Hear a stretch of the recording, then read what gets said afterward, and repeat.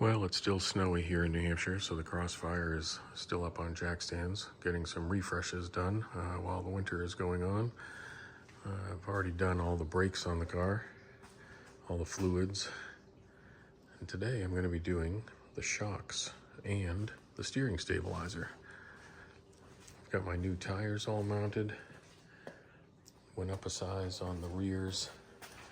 They're Continental Extreme contacts, and these rears are 275/35 ZR19s.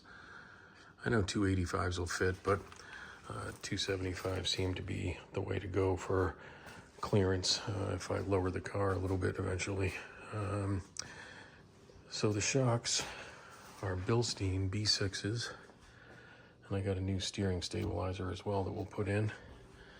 Kind of freshen all these things up, because it is shocks are all original, you know, and it's a 2004, so 22 years. I think this car was built in August of 03, so definitely time to do them. They've got a little bit of seepage here, and looks like top mount is going to be inside the hatch, and the bottom is going to be down at the bottom of the shock, but under this plastic panel. I'm going to have to take this plastic panel off to get to the bottom nuts and bolts. So we'll get started.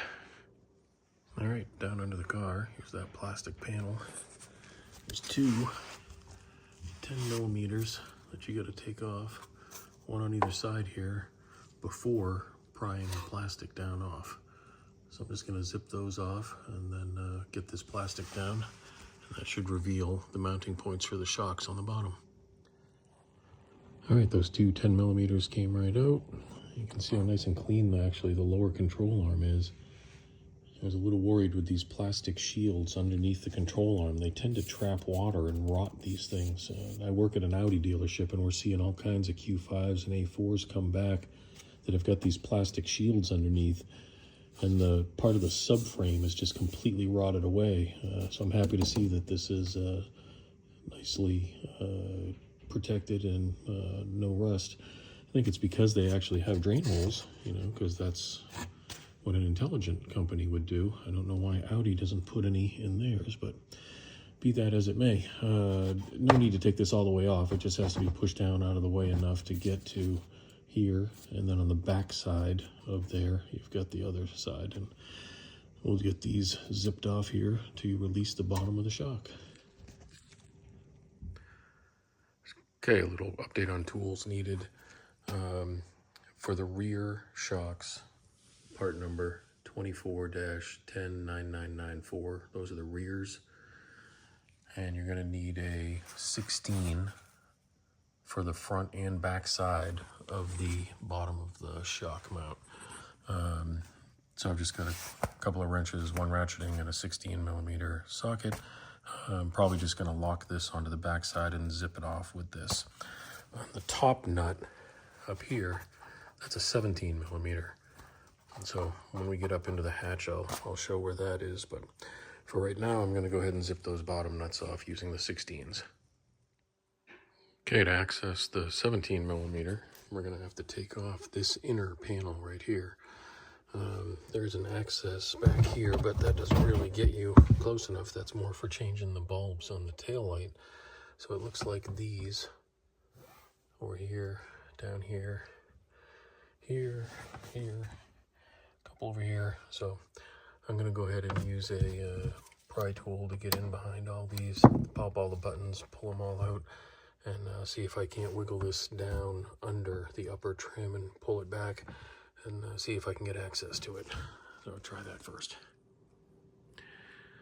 Okay then, there it is. This back panel is actually held in pretty well by being tucked under this back panel and the white trim that was up here. You can see it over here. I've got this popped down now, back here a little bit. And even popping it down and trying to twist it around, it was very difficult to get this out on the other side. So I figured since I'm doing both sides anyways, I'm just going to remove all the trim around the back here. Which is good, because it showed me that the trunk light that's in that panel had no bulb in it, so I'll go ahead and replace that. And then probably as preventative maintenance, while I've got everything all apart, I'll just replace all the bulbs and both tail lights as well. So now I just got to get the rest of the little push pins off on this side and roll this one out of here as well. Then we'll come back and take the 17 millimeter off of the top of the shock and get back to the shock install. This is just the back side view of that panel, and you can see why it was difficult to just slide it out from under the lighter color trim that was, you know, uptight. It just wouldn't come down far enough to come out and under, so it actually made sense to go ahead and just remove this whole thing, because this slides right out now. Make it very easy to get to the one on the passenger side. All right, the 17 millimeter deep socket, zipped that right out. I didn't have to hold the center or anything like that. It just zipped it right off. You want to save this upper bushing and this big washer, because the new shock does not come with that, at least not these Bilsteins. And then that's the original nut, but the shock did come with a new nut, so I'll use the new nut and then just put both of these back in when the new shock comes up through. So now on the bottom, I just need to take out that nut and get the shock low enough to pull it away from the top. That's next. All right, the old shock is out. New shock is ready to go in. I did have to use a Prybar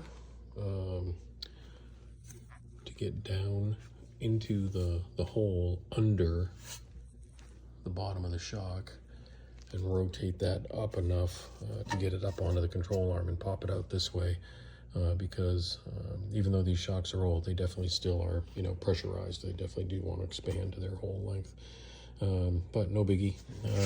Now you've got to take the factory bushing and little dust cover here off of the old shock, and it's just got to get moved over onto the new shock. It's got the same cup and all that, so I'm going to move that over, and then I'm going to collapse this all the way and then quickly set it up in and let the top part go right up through the hole.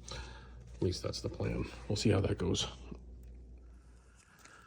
Now, because once the top nut is off, the shock drops down, you do have a little bit of a gap up here when you go to put it back in.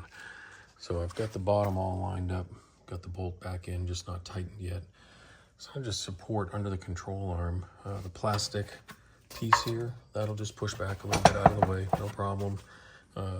Come in a little bit so that you don't damage the backing plate for the brakes, and then just jack it up a couple inches so that your top gets up flush.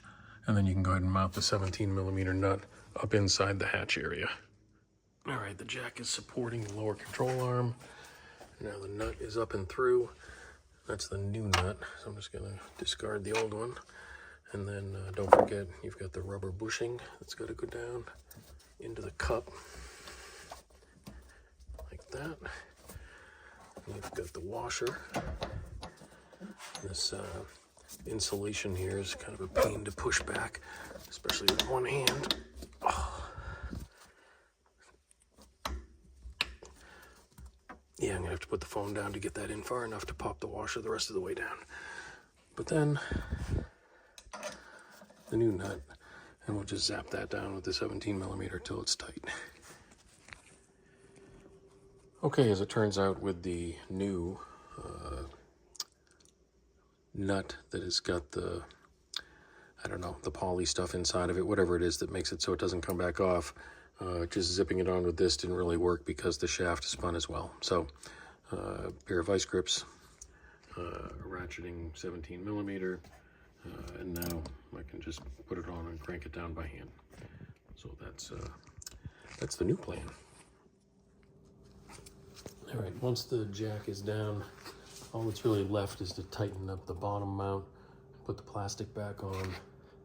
Again, 16 millimeter socket and wrench, one for each side.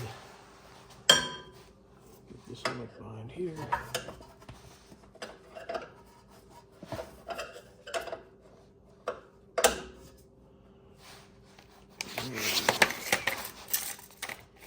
Zap this on.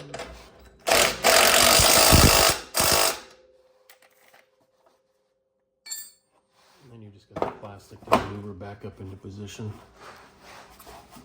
And that's got some snaps on it. Now that's back up into place. And all that's really left is these two little 10 millimeters that really probably don't do much of anything as far as holding it there goes, because it's snapped on pretty good. But I'll put those back up and in, and that'll finish up this side. And then it's just the exact same process on the other side. So that's where we're at.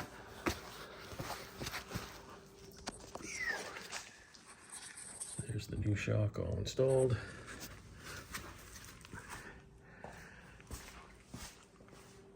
And then this tightened up nice right down to the bottom of the bushing. Everything looks good. We'll just take care of the other side.